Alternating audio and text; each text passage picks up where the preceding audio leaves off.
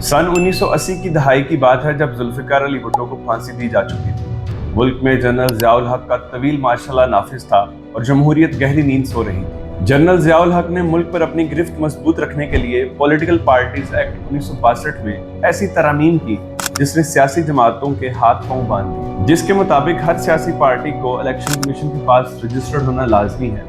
Election commission को ये इख्तियार दे दिया गया कि वो किसी भी ऐसी पार्टी को जो इस्लामी नजरिए या पाकिस्तान की सलामती के खिलाफ नजर आए उस पर पाबंदी लगा सकता है, और अगर कोई पार्टी रजिस्टर्ड नहीं तो वो इलेक्शन लड़ सकती है, ना उसे इंतहाबी निशान दिया जाएगा।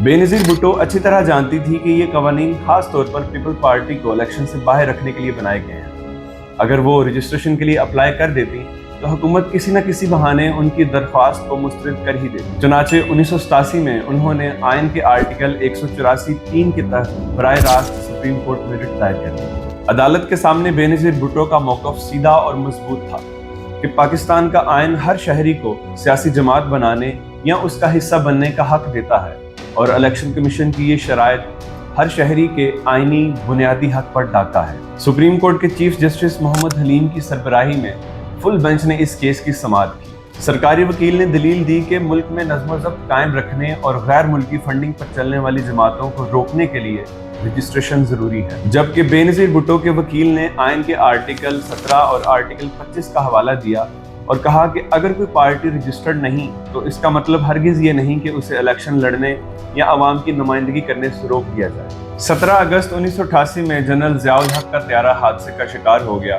जिसमें वो हलाक हो गए, जिसके बाद मुल्क में नवंबर 1988 के इंतखाबात का ऐलान हुआ। ठीक इसी नाजुक वक्त में सुप्रीम कोर्ट ने अपना तारीखी फैसला सुनाया। सुप्रीम कोर्ट ने बेनज़ीर भुट्टो के हक में फैसला सुनाते हुए हुकूमत की तमाम तरामीम को कलअदम करार दे दिया। फैसले में लिखा कि सियासी जमात बनाना और इलेक्शन लड़ना हर शहरी का हक है।